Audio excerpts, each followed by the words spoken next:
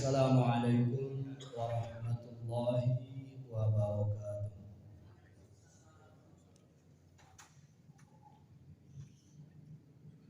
Alhamdulillahi rabbil alamin wa bihi nasta'in wa ala umuri dunya waddin. Asyhadu an la ilaha illallah wa asyhadu anna Muhammadan abduhu wa rasuluh. Allahumma salli ala Muhammadin wa ala alihi wa ashabihi ajma'in. Usikum wa nafsi bitaqwallahi faqad fazal muttaqun. Ati'u wasma'u biqaulihi ta'ala ya ayyuhalladzina amanu taqullaha haqqa tuqatih wa la tamutunna illa wa antum muslimun. Wa qala sallallahu alaihi wa alihi wa sallam asa'un nasi sulqah man saraqa fi salatihi. Wa qala aidan inna rajulaini min ummati la yaqumani ila salati ruku'ahuma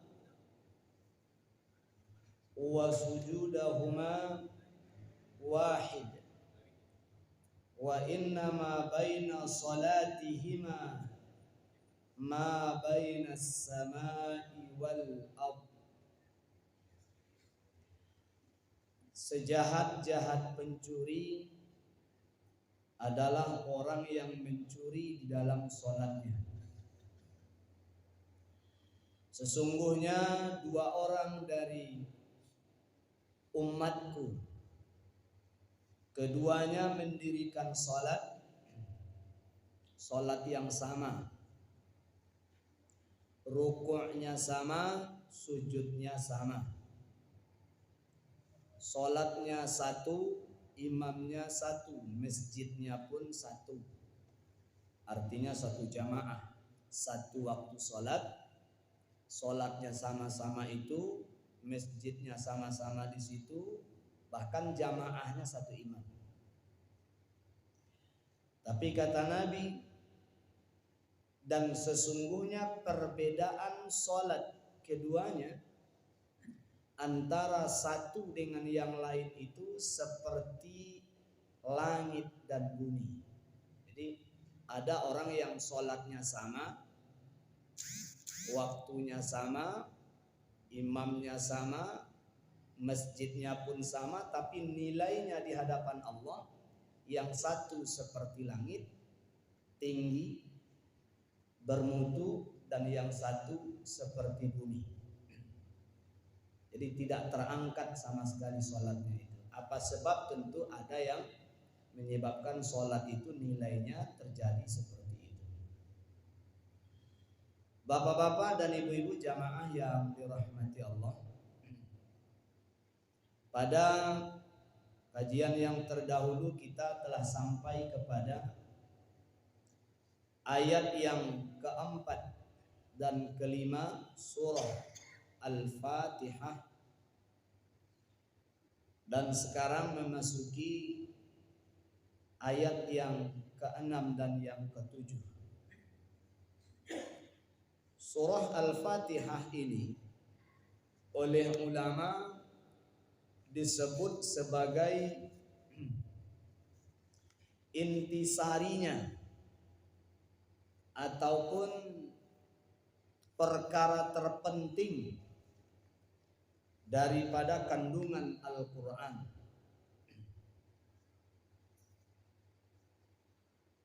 Maka satu-satunya surah di dalam Al-Quran dari sekian banyak surah yang apabila seseorang itu mampu membacanya tapi sengaja tidak ia baca di dalam sholat, maka sholatnya menjadi batal hanyalah surah Al-Fatihah. Ini berbeda dengan orang yang memang tidak mampu, seperti mu'allaf yang baru masuk Islam, ia belum hafal ayat itu. Maka menjelang ia hafal, maka ia boleh menggunakan yang lain dulu, seperti memuji Allah, subhanallah, walhamdulillah, la ilaha illallah, Allahu akbar, atau salah satunya saja. Tetapi selagi orang itu mampu atau dia bisa membaca surah Al-Fatihah tapi sengaja dia tidak baca di dalam sholatnya, maka sholat itu menjadi batal. Surah Al-Fatihah ini di dalam hadis qudusi oleh Allah Subhanahu wa ta'ala dibagi menjadi dua. Yaqulullah ta'ala, telah berfirman Allah Jalla wa'ala, qasamtus shalah baini wa baina abdi nisfain, aku membagi sholat itu antara diriku dengan hambaku itu menjadi dua bagian. Jadi separuh untuk Allah dari sholat kita itu, dan separuhnya lagi untuk kita hambanya yang sedang melaksanakan sholat itu. Kemudian kata Allah Jalla wa'ala, idza qala al-'abd, apabila hamba itu berkata atau membaca alhamdulillahi rabbil alamin, maka qala Allah Ta'ala menjawab, hamidani abdi.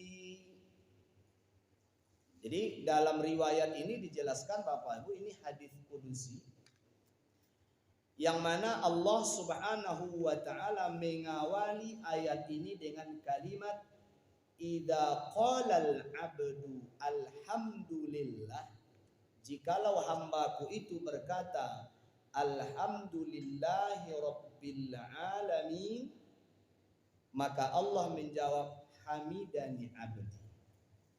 Maka hadis ini memperkuat dalil bahwa Fatihah itu oleh mayoritas ulama tidak dimasukkan ke dalam surah Al-Fatihah, akan tetapi sunnah dibaca ketika membaca Al-Fatihah, baik di dalam sholat jahriyah, sholat yang dinyaringkan ketika berjamaah, ataupun sholat sirriyah, sholat yang disirkan, baik itu sholatnya sendiri ataupun berjamaah, kecuali oleh Al-Imam Asy-Syafi'i rahimahullahu ta'ala bahwa beliau memasukkan Bismillahirrahmanirrahim ke dalam satu ayat, yakni ayat pertama surah Al-Fatihah itu sendiri. Nah, ini ikhtilaf yang tak berkesudahan.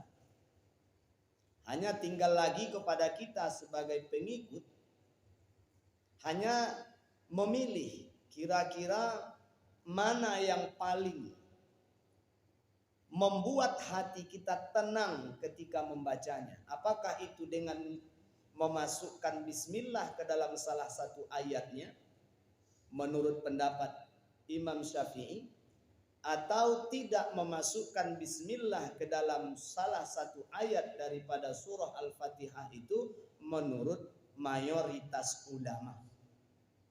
Itu terpulang kembali kepada kita. Kemudian perkara jahar dan tidak jahar itu tergantung memahaminya. Kalau orang yang memahami bahwa bismillah itu bahagian daripada surah Al-Fatihah, maka ia wajib menjaharkan dalam sholatnya ketika sholat itu jahriyah. yakni maghrib, isya dan subuh. 3 waktu sholat ini wajib dijaharkan bagi orang yang meyakini bahwa bismillah itu bahagian daripada surah Al-Fatihah. Bagi orang yang tidak memahami ataupun bagi orang yang meyakini bahwa bismillah itu bukan bagian daripada Al-Fatihah, maka ia sunnah membacanya, tapi tidak dia jaharkan dalam sholat jahriyah. Nah, itulah yang dipraktekkan dalam sholat kita sehari-hari di sini, sholat 5 waktu. Khususnya sholat jahriyah itu tidak dijaharkan karena mengikut kepada mayoritas ulama. Itu ba'alo modelnya. Kadang-kadang kita memahami bahwa kita pengikut Syafi'i misalnya, atau kebanyakan amalan kita itu memakai metode Imam Asy-Syafi'i, sehingga kita disebut Syafi'iyah, pengikutnya pemahaman Imam Syafi'i, atau madzhaba ilaih, pendapat kita lebih condong kepada Imam Asy-Syafi'i. Itulah yang disebut dengan mazhab. Jadi maksud mazhab itu adalah madzhaba ilaih, kepada pendapat siapa kita condong. Apakah hukumnya mengikuti satu mazhab itu wajib kemudian menolak mazhab yang lain? Tidak benar. Pendapat seperti itu tidak benar. Bahwa mengikuti mazhab itu adalah satu keharusan bagi orang yang tidak memahami tentang satu hukum ataupun satu persoalan ibadah. Maka dia mengikut kepada satu pendapat, disebut ia bermazhab, artinya mengikut kepada pendapat. Apakah itu Syafi'i, Maliki, Hanafi ataupun Hambali? Apakah wajib hanya satu pendapat saja yang diikuti? Tidak. Sebab kalau hanya satu pendapat saja yang diikuti sementara kita menolak pendapat yang lain, maka lebih banyak hadis Nabi itu yang tertolak. Sebab baik itu Hanafi, Imam Abu Hanifah, ataupun Maliki, Malik bin Anas, ataupun Imam Hambali, Ahmad bin Hambal, mereka ketiga-tiganya berargumen, beralasan dengan hadis. Kemudian Imam Syafi'i juga beralasan dengan hadis. Jadi bagaimana sikap kita orang yang bermazhab? Mengamalkan apa yang kita yakini dan menenangkan hati ketika mengikutinya, dan tidak menolak serta menafikan pendapat yang lain, alias menghormatinya. Sebab sekalipun kita meyakini bahwa kita Syafi'iyah, tapi tidaklah seluruhnya amalan kita yang sudah kita kerjakan selama ini ternyata Syafi'i. Banyak dalam praktik amalan kita itu yang ternyata bukan Syafi'i. Salah satu contoh kecil misalnya Bapak Ibu, orang-orang yang berargumen sekali Syafi'i tetap Syafi'i sampai mati Syafi'i. Imam Syafi'i saja melarang. Kalau kalian jumpai pendapat yang lebih kuat daripada pendapatku, kata Imam Syafi'i, lemparkan pendapatku ke dinding. Jangan bawa-bawa dan ke neraka, itu bahasa awaknya. Kalau ada pendapat yang lebih kuat daripada pendapatnya. Artinya berdalil dengan hadis yang lebih sahih, maka buang pendapatku itu, kata Imam Syafi'i. Kalau ada hadis yang lebih sahih daripada hadisku. Kemudian ketika orang meyakini bahwa sekali bermazhab Syafi'i tidak boleh keluar sama sekali dari mazhab Syafi'i, orang ini tak bisa melaksanakan haji. Bagaimana mungkin dia bisa melaksanakan ibadah haji sementara di dalam praktek ibadah yang diyakini bahwa bersentuh laki-laki dengan perempuan batal wudu? Sengaja atau tidak sengaja, yang penting tidak ada lapis. Ini tidak bisa terjadi ketika melaksanakan tawaf di Mekah misalnya ketika musim haji. Atau misalnya berapa banyak orang-orang yang meyakini bahwa ia bermazhab Syafi'i dan sampai mati tidak akan keluar dari pendapat itu. Ketika seorang perempuan di dalam ataupun di luar salat oleh Imam Asy-Syafi'i yang disebut dengan aurat yang wajib ditutup oleh perempuan ketika ia di dalam salat adalah selain wajah dan telapak tangan. Tapi di luar salat itu yang menjadi aurat yang wajib ditutup seluruh anggota badan kecuali mata dan telapak tangan. Artinya dalam mazhab Syafi'i bercadar itu wajib. Coba orang Indonesia yang mayoritas katanya penganut Syafi'i, Nahdlatul Ulama itu organisasi terbesar nomor 1 di Indonesia. Pengikutnya itu lebih daripada 100 juta orang. Yang menentang cadar malah kebanyakan justru lahir dari mereka yang mengaku bermazhab Syafi'i. Itu bala model itu. Contoh lagi, mana yang lebih banyak di Indonesia ini yang mengamalkan ketika kematian itu ada pengajian sekaligus wiridan dan sekaligus makan-makan di tempat orang yang meninggal dunia dalam pengertian yasinan dan tahlilan. Mana lebih banyak yang mengamalkan apa tidak? Kalau di Siko iya Pak, Indonesia Pak. Kalau di Indonesia mayoritas Indonesia mengamalkan itu. Padahal katanya pengikut Imam Syafi'i. Bolehkah di Imam Syafi'i berkumpul di rumah orang meninggal, baca yasin, bertahlil, kemudian makan-makan dan minum? Tidak boleh. Imam Syafi'i malah yang melarang. Tapi yang melakukannya orang yang mengaku pengikut Imam Syafi'i. Nah, ini repot kita jadinya.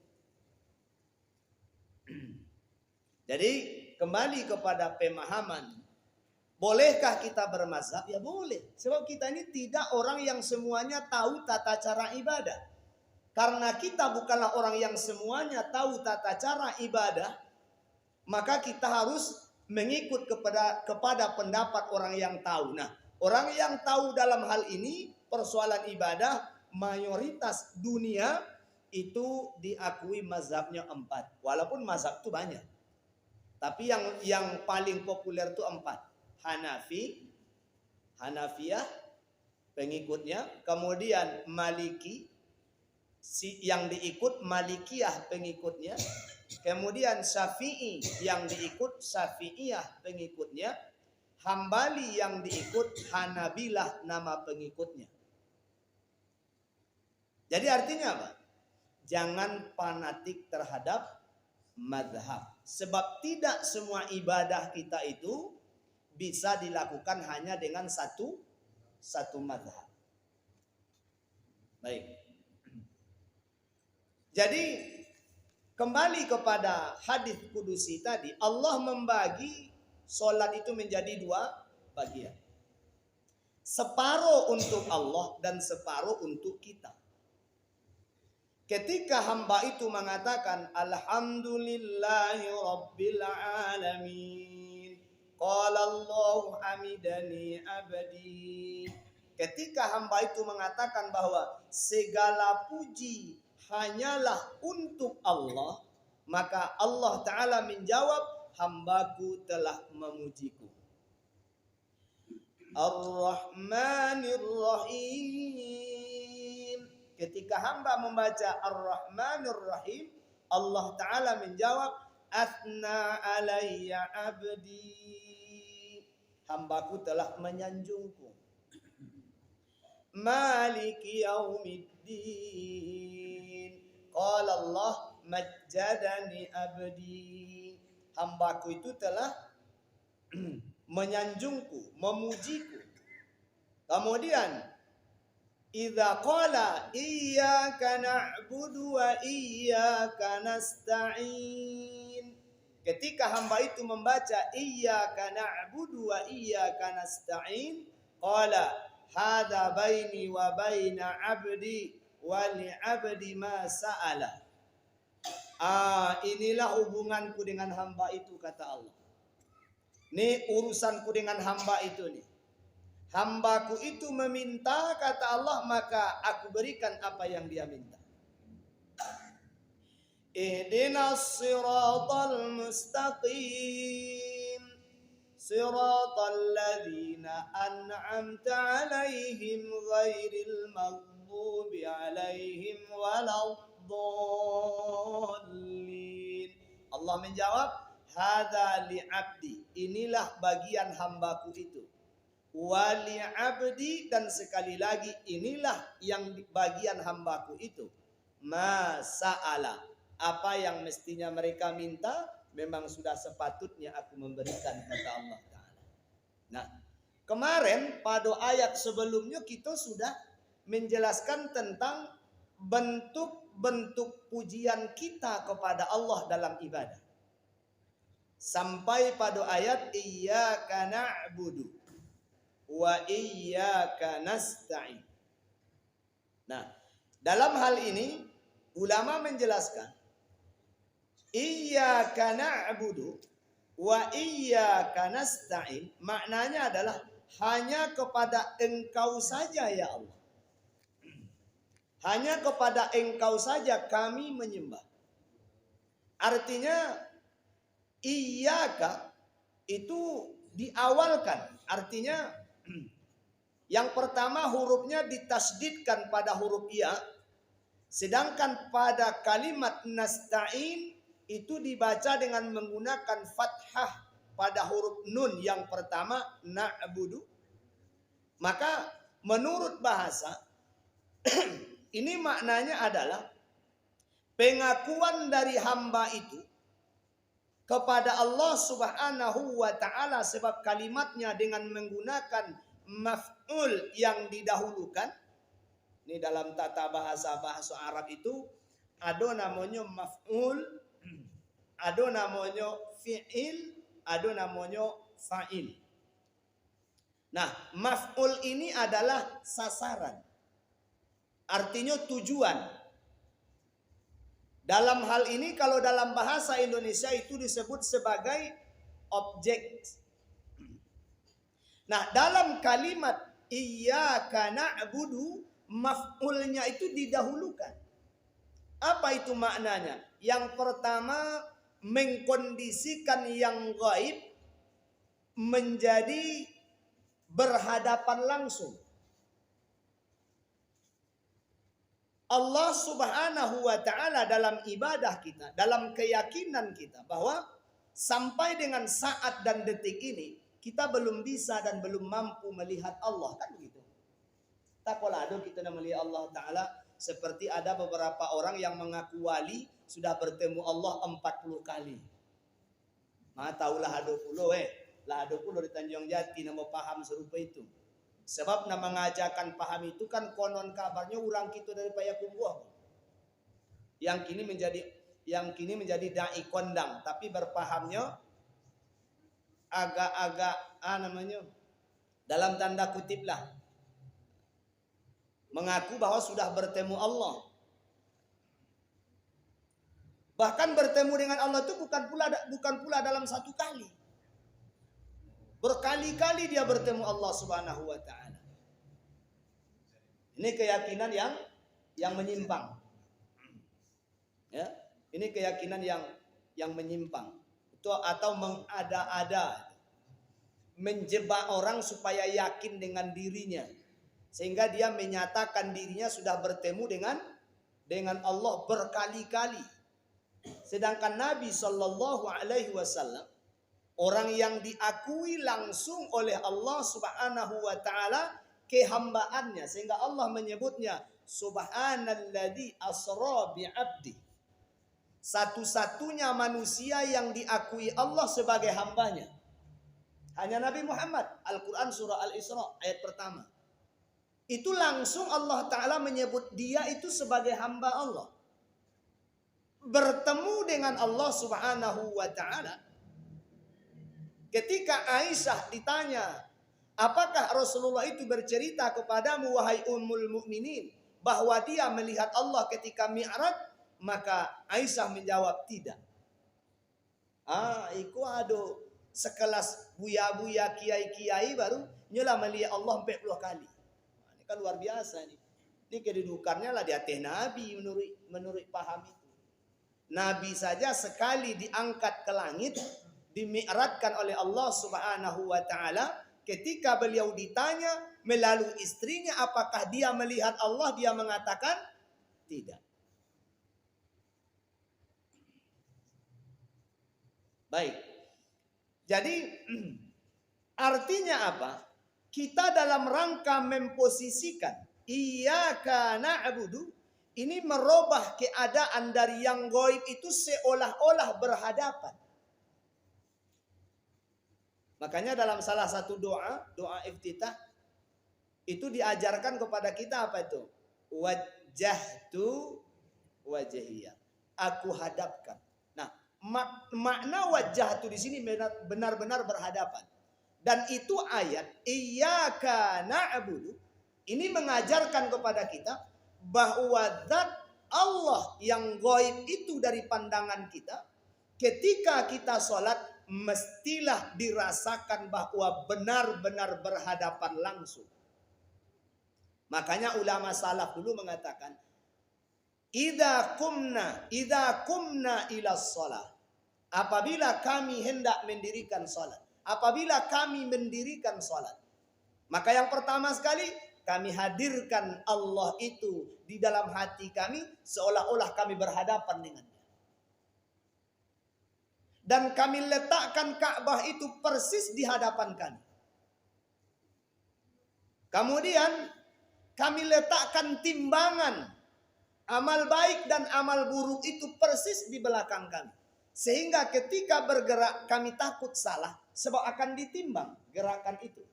Ketika kami membaca takut kami keliru sebab bacaan itu juga akan ditimbang.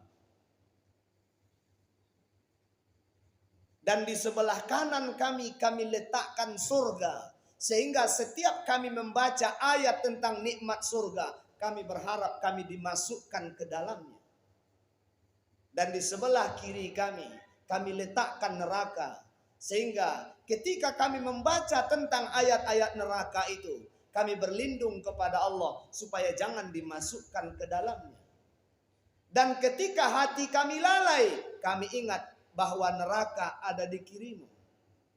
Ketika hati kami menjauh, kami yakin sorga takkan mungkin kau masuki dengan cara solat seperti ini. Jadi ada takarannya kiri kananmu ke belakang, atas bawah. Ka'bah dihadirkan. Allah seolah-olah di hadapan. Kemudian sorga dan neraka sebagai pengharapan dan rasa takut. Kemudian ada timbangan di belakang kita. Itu makanya ketika sholat itu, sejahil-jahil orang yang sholat, sekalipun dia sendirian tidak berani sembarangan. Takut kita sholat dalam bilik awak surang ba'akat awak saja sholatnya, gerakannya, ba'akat awak saja. Tidak berani orang melakukan itu. Kenapa? Merasa bahwa Allah sedang mengawasi. Atau misalnya rakaatnya 3 dikorting jadi 2 misalnya. Tidak ada orang yang tahu 2 rakaat sajalah. Korupsi ayat, korupsi rakaat. Bisa tidak orang melakukan ini? Tidak bisa. Nah, selama ini kurang pendalaman kita tentang pemahaman itu sehingga walaupun kita sholat sudah mulai teratur, tidak ada orang tetap gerakannya tidak pernah kita curangi. Ruku tetap kita ruku. Hanya saja penyempurnaan ruku yang tidak tepat. Ada yang kepalanya agak mendongak ke atas. Ada yang terlalu menunduk ke bawah. Sambil menghitung jari kaki ku adonan hilang. Ada orang yang sholatnya itu kepala terlalu tunduk. Nah, kan Nabi Shallallahu Alaihi Wasallam menyatakan di dalam hadis tadi yang kita bacakan di awal bahwa asaun nas, Wah, nih. Jadi kalau sudah disebut seburuk-buruk manusia, surqah yang pekerjaannya mencuri, artinya sejahat-jahat pencuri. Man saraqa fi salatihi, orang yang mencuri dalam salatnya. Baik itu curi pandang. Jadi ketika salat itu pandangan pun tak boleh mencuri. Makanya salat itu yang paling mendekati kepada sunnah Nabi Sallallahu Alaihi Wasallam adalah salat yang senantiasa merapat ke dinding atau salat menghadap kepada sutra. Kata Nabi, apabila kamu salat, maka salatlah kamu menghadap kepada sutra, pembatas. Agunonyo itu membatasi pandangan. Membatasi pandangan. Jangan terlalu melebar. Kalau kita sholat di belakang, usahakan ada sutroh. Kalau tidak ada papan sutrohnya, usahakan sholat di dekat tiang atau di belakang seseorang, sehingga orang yang duduk di hadapan kita itu adalah merupakan sutroh bagi kita. Itu sholat yang mendekati sunnah. Jangan sholat semau-maunya saja. Sholat sunnah di belakang, tempek lalu lalang orang. Yang pertama, menyelamatkan sholat kita. Yang kedua, menyelamatkan orang lain yang melintas. Jangan dikenai dosa. Sebab Nabi SAW mengatakan, lebih baik orang ini menunggu 40 masa. Nah, 40 masa di sini ada yang mengatakan 40 tahun. Daripada dia melintasi orang yang sholat saking besarnya dosa. Sampai batas manakah ukuran orang yang sholat boleh dilewati atau dilintasi yang tidak menggunakan sutra? Sholat yang dari tempat sujudnya itu ke tempat perlintasan itu di atas 3 meter. Itu baru boleh kita melintasi. Kalau tidak berdosa. Misalnya ada orang sholat di sajadah yang ketiga, kita melintasnya di sajadah yang kedua, itu berdosa. Jadi makanya sholat, kita yang sholat pun mesti jaga orang yang melintas. Orang yang melintas pun mesti memelihara kemuliaan orang yang sedang sholat. Jadi tidak boleh sembarang sholat, tidak boleh sembarang tempat untuk sholat, dan juga tidak boleh sembarang melintas di hadapan orang yang sholat. Jadi makanya kalau awak ingin sholat, usahakan sholat itu menghadap ke sutroh. Apa itu sutroh? Sutroh itu adalah hijab ataupun pembatas wilayah tempat kita sholat dari tempat kita berdiri 3 jengkal dari tempat kita sujud. Itu namanya sutroh. Boleh berbentuk meja, boleh berbentuk kursi, atau boleh berbentuk tiang seperti ini, atau tiang-tiang masjid, atau sekurang-kurangnya sebenarnya kalau membawa papan kemari susah sebenarnya. Kan di mana-mana masjid itu sekarang ada tuh papan sutroh namanya. Papan yang ukurannya setinggi pelana kuda, seukuran 30 cm. Itu minimal. Jadi kalau kita sholat di lapangan terbuka ini jauh dari tiang, tidak pula ada orang tempat kita berlindung, atau tidak mendekat ke dinding, maka kita dianjurkan menggunakan sutroh. Papan sutroh namanya. Sekarang ada orang jual papan sutroh itu. Nah, orang yang sholatnya menggunakan sutroh ini berarti orang yang sholatnya memang sudah mempraktekkan sunnah Nabi Sallallahu Alaihi Wasallam. Beliau tidak pernah sholat ketika tidak ada sutroh. Artinya selalu Nabi itu sholat menggunakan sutroh. Sekurang-kurangnya diletakkannya pelana kuda. Itu sebagai tempat batas wilayah dia sholat. Jadi sejahat-jahat pencuri itu adalah orang yang mencuri dalam sholat. Bagaimana itu orang yang mencuri dalam sholat itu? Yang pertama, ini biasa terjadi di dalam rukun qauli. Rukun qauli ini sering sekali orang mencuri dalam sholat. Kemarin kan sudah kita jelaskan rukun qauli. Takbiratul ihram, kemudian surah Al-Fatihah. Itu rukun qauli. Nah biasanya ini terjadi nih, mencuri di dalam rukun qauli ini. Apalagi ketika membaca ayat. Ketika orang sedang membaca ayat, kan mendekati rukun fi'li itu. Kalau sudah membaca ayat itu dari rukun berdiri menuju rukun rukuk berikutnya kan. Setelah berdiri kan rukuk. Nah, ketika membaca ujung ayat, di sini terjadi pencurian. Kapan itu dia disebut pencuri? Ketika bacaannya itu belum selesai, dia sudah mulai bergerak. Kita contohkan misalnya ada orang yang sholat baca surah yang pendek-pendek sajalah. Inna a'tainakal kautsar fasalli li rabbika wanhar inna syani'aka. Ini tangan sudah turun. Inna syani'aka huwal abtar. Allahu akbar. Jadi bacaan dia berdiri itu dia bawa tunduk, itu namanya pencuri. Ketika dia rukuk sama, ketika dia baca yang kita baca yang pendek, subhana rabbiyal azimi wa bihamdi, subhana rabbiyal azimi wa bihamdi, sambil membaca subhana rabbiyal azimi wa bihamdi, dia sudah bergerak. Sami Allahnya di atas. Nah, ketika dalam bergerak rukuk menuju i'tidal itu dia dalam proses membaca, itu disebut pencuri. Dalam salat itu yang disebut pencuri dalam salat. Rabbana lakal hamdu mil'as samawati wa mil'al ardi wa mil'a ma syi'ta min syai'in ba'd. Dia sudah tunduk padahal bacaannya min syai'in ba'du baru. Inilah mulai tunduk. Itu namanya pencuri dalam salat.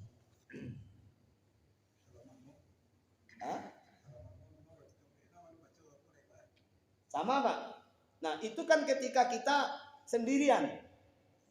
Berjamaah paling banyak pencuri. Dalam sholat paling banyak itu terjadi ketika berjamaah. Rasulullah Sallallahu Alaihi Wasallam mengatakan, Innama ju'ilul imam liyutamma. Imam itu ditetapkan untuk diikuti secara sempurna. Apabila idza kabbaro, itu Pak fi'lun madi namanya. Artinya kata kerja yang menunjukkan masa lampau. Kalimatnya itu telah selesai. Fa'ala, telah selesai dibuat, dilakukan. Daraba, dia telah memukul. Artinya pukulan itu sudah terjadi. Kabbaro, artinya apabila imam itu telah selesai sempurna bertakbir, barulah kamu bertakbir, kata. Apabila imam itu sempurna berdiri di tempat dia rukuk sehingga tulang punggungnya kembali ke posisi semula sebelum dia rukuk, persis seperti dia rukuk, maka barulah kamu bangkit. Ketika imam itu benar-benar telah menempelkan keningnya di tempat sujud, ini dari hadis Barra dijelaskan seperti itu. Kami sholat di belakang Nabi, kata beliau, tidaklah kami sujud sebelum kami benar-benar melihat bahwa kening Nabi itu sudah benar-benar nempel di tempat sujud itu. Baru kami turun untuk sujud. Bagaimana kalau kami tidak bisa melihat? Apabila bacaan imam itu telah selesai dia ucapkan Allahu Akbar. Selesai kalimat barnya itu terdengar oleh kita, barulah kita melakukan gerakan apa yang dirukunkan ketika itu. Allahu Akbar. Allahu Akbar.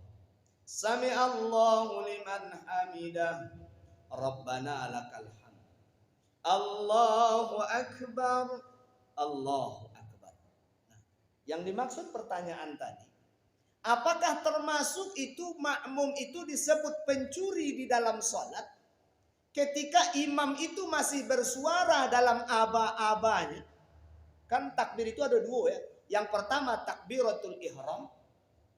Ini yang mengisyaratkan sah tidaknya sholat. Yang kedua takbiratul intiqal. Takbir pergantian dari satu rukun ke rukun lain. Namanya takbir intiqal. Kalau salah, ini memang tak batal sholatnya. Kalau tertinggal, bacaan ini diganti dengan sujud sahwi. Ada orang yang lupa baca takbir, tapi intiqal diganti dengan sujud sahwi. Tapi takbir intiqal ini adalah komando, Pak. Tanda beralihnya kita dari satu rukun ke rukun lain. Itu namanya takbir intiqal. Ketika imamnya masih terdengar suaranya, belum boleh bergerak. Siapa yang bergerak ketika imamnya masih bersuara dalam takbir intiqalnya, Allahu Akbar, dia sudah bergerak, maka itu disebut pencuri dalam sholat berjamaah. Nah, itu yang banyak terjadi. Termasuk dalam salam sholat. Ini kadang-kadang sering bersobok muka aja muka orang. Dengan dalam mata koji. Assalamualaikum warahmatullahi wabarakatuh. Nampak muka kawan jelek lah. Kenapa bisa begitu Bapak Ibu? Orang yang tidak. Nah, di dalam ibadah itu kan dibutuhkan kesabaran. Iyyaka na'budu wa iyyaka nasta'in. Ini ayat ini menjelaskan posisi bagaimana kita mengikhlaskan diri untuk menjalankan perintah. Makanya disebut ulama, inilah pemuncak daripada seluruh ibadah. Ayat kok. Inilah pemuncak daripada seluruh ayat-ayat Al-Quran. Karena di sana kita menyatakan iyyaka na'budu, bahwa maf'ulnya, objeknya diletakkan di depan. Makna yang pertama tadi seolah-olah yang gaib itu telah kita hadirkan. Dan kita berbicara bukan lagi tidak berhadapan. Artinya langsung. Iyyaka na'budu wa iyyaka nasta'in. Hanya kepadamu saja ya Allah kami beribadah. Tidak ada ibadah kami kepada yang lain. Dan hanya kepadamu saja kami memohon pertolongan. Dan kami tidak butuh pertolongan yang lain. Tidak butuh pertolongan yang lain Pak. Nyatanya kita butuh pertolongan orang lain. Itu karena Allah yang menolong. Allah bukakan hati orang itu menolong kita. Makanya Bapak Ibu, Nabi kalau beliau menghadapi satu persoalan, beliau tidak curhat di media sosial. Walaupun media sosial waktu itu ada oleh. Nyampang kok ado pun media sosial kala itu Nabi tidak akan curhat ke media. Nabi tidak akan cerita kepada orang-orang saya begini, saya begitu, tidak. Tapi apabila beliau menghadapi satu persoalan atau membutuhkan satu persoalan, shalla rakaatain. Beliau salat dua rakaat. Ini orang-orang menyebutnya dengan salat hajat. Orang menyebutnya dengan salat hajat karena ada kebutuhan. Artinya apa? Curhat kepada Allah Jalla wa'ala. Jadi masalah kita curhatkan kepada Allah, jangan kepada makhluk, tambah masalah. Setelah kita curhatkan kepada Allah Ta'ala, barulah minta pendapat kepada orang yang benar-benar kita yakin beramanah dalam urusan kita. Ini beda tuh Pak. Kalau laki-laki dengan laki-laki mengatakan ini rahasia, biasanya tertahan sampai di situ saja. Tapi kalau perempuan mengatakan ini hanya rahasia kita berdua, iko bisa sekampung mereka jadinya. Kecenan surang cakut dan kecian iko yo rahasia awak berdua saja. Labatigo dan rahasia. Nan katigo cakut bercerita pula balik orang lain, jangan kecian ke orang, kok rahasia kita berdua kok. Laumpe na rahasia Pak. 5, 6 lai juga baru orang nan ditomuinyo. Inyo akan bercerita akan berkata, ini rahasia kita berdua. Padahal sudah jadi rahasia umum alias satu kampung tahu. Jadi ketika kita bercerita tentang masalah kita kepada Allah dulu. Nah, makna ayat ini Bapak Ibu adalah puncak daripada ibadah, bahwa kita mengikhlaskan diri untuk tunduk kepada Allah. Iyyaka na'budu, hanya kepadamu saja ya Allah kami beribadah. Kami tidak akan melakukan kesyirikan. Kami tidak akan melakukan penyimpangan. Kami hanya akan tunduk dan patuh kepada apa yang telah engkau tetapkan. Nah, di dalam sholat, apa yang disebut oleh Allah Subhanahu wa taala sebagai sholat yang khashi'un itu? Alladzina yadhunnuna annahum mulaqu rabbihim wa annahum ilaihi raji'un. Orang yang merasa yakin bahwa dia berhadapan langsung dengan Allah. Dan kalaupun Allah itu tidak mampu ia hadirkan di dalam sholatnya, ia yakin bahwa dia akan kembali kepada Allah. Nah, dibutuhkanlah kesabaran untuk membuktikan bahwa kita benar-benar ikhlas dalam menjalankan ibadah itu. Alah salahnya Bapak Ibu, sabar sebentar menjelang imam itu menyelesaikan salam keduanya. Aboriknya kira-kira. Assalamualaikum warahmatullahi. Assalamualaikum warahmatullahi. Baru kita bersalam. Kira-kira borek. Tapi kenapa orang tidak mampu melakukan itu? Atau misalnya apa salahnya? Dan sampai di mana beratnya bagi seseorang itu memulai gerakannya ketika imam itu menyelesaikan bacaannya. Boreknya di kita menunggu sejenak. Sedangkan satu rakaat kita tunggu Bang. Dari dia membaca Al-Fatihah sampai dia baca ayat panjang. Tolok dia awak menunggunya. Toga gitu. Nggak ada kita mengeluh. Masa menunggu Allahu Akbar selesai tidak sabar leh? Allahu Akbar. Allah kata imam inilah soto sekali tunduk. Berarti orang yang tidak sabar dalam ibadah. Iyyaka na'budunya bermasalah. Jadi kalau benar-benar iyyaka na'budu ikhlas, menegakkan perintah Allah itu dalam segala hal. Dalam segala hal, menahan diri. Jangan menjadi orang yang asa'un nas, seburuk-buruk manusia. Apalagi kata Nabi, 2 orang laki-laki dari umatku. Tadi kita sudah jelaskan hadisnya, kita ulangi sekali lagi. 2 orang umatku yang sama-sama sholat. 1 masjid, 1 imam, 1 baris. Malah berdampingan mereka. Tapi yang satu pahalanya seperti langit, yang satu pahalanya seperti bumi. Tergantung seberapa paham dia tentang aturan-aturan sholat itu. Kemudian kata Nabi Shallallahu Alaihi Wasallam, nanti kata Nabi akan ada dari umatku itu nanti idza qada, apabila mereka, kata Nabi Shallallahu Alaihi Wasallam, akan ada nanti dari umat itu yang ketika mereka berjalan ke masjid kemudian mereka duduk di dalam masjid itu bukan dalam rangka beribadah kepada Allah Subhanahu wa ta'ala. Ya'ti fi akhiriz zamani, akan datang di akhir zaman nanti menimpa umatku itu. An-nasa min ummati, satu kelompok manusia dari umatku, ya'tunal masajid, mereka datang ke masjid-masjid, fayaq'uduna fiha halakon. Mereka duduk di masjid itu secara berkelompok. Zakarahumud dunia, menceritakan tentang persoalan dunia.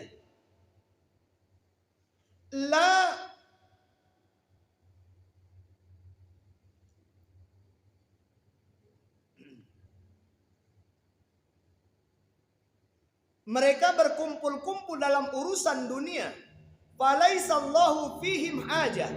Maka Allah Subhanahu wa ta'ala tidak butuh kepada datangnya mereka ke masjid itu. Yang paling kita takuti semacam itu. Ada orang yang datangnya ke masjid, cuman duduk ngumpul-ngumpul cerita tentang urusan dunia. Nabi melarang kita menceritakan tentang urusan dunia di masjid.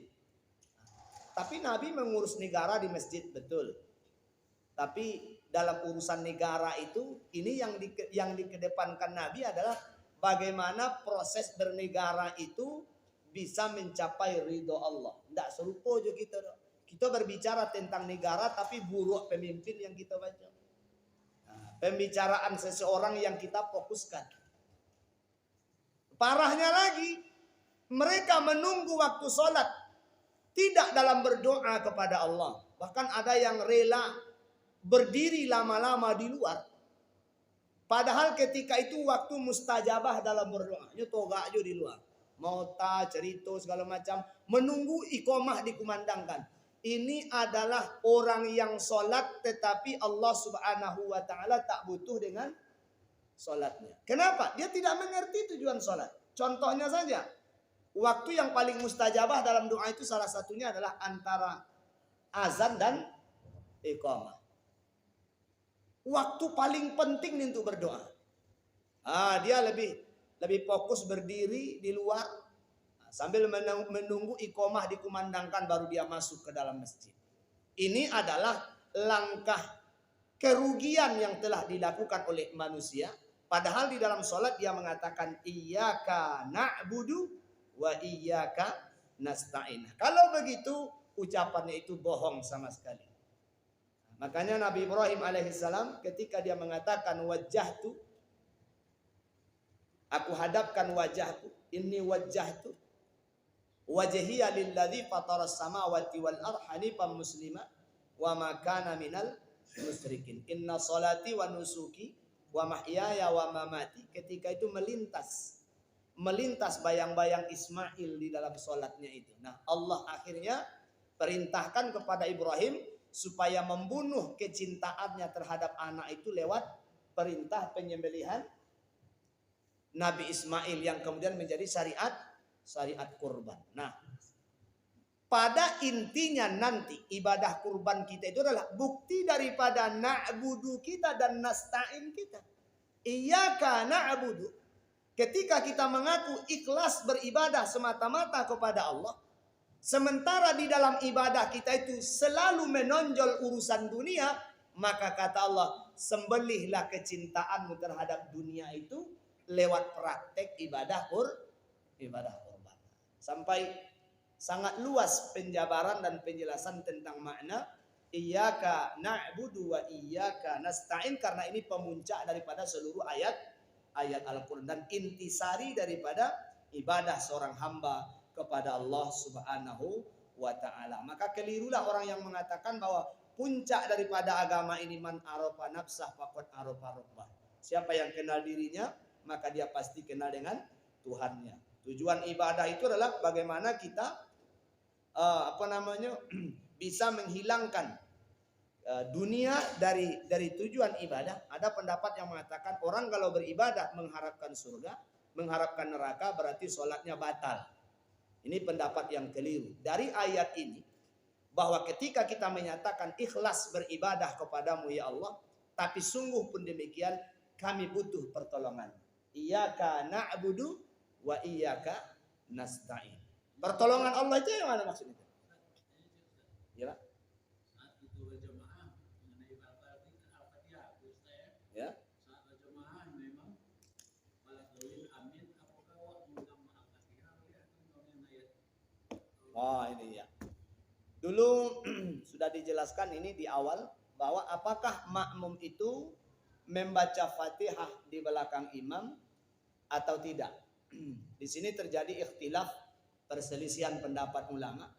Tapi bahwa membaca Fatihah itu baik dalam sholat yang jahar ataupun dalam sholat yang sir hukumnya wajib. Jadi kita makmum itu juga membaca Al-Fatihah. Cuma kapan kita membacanya?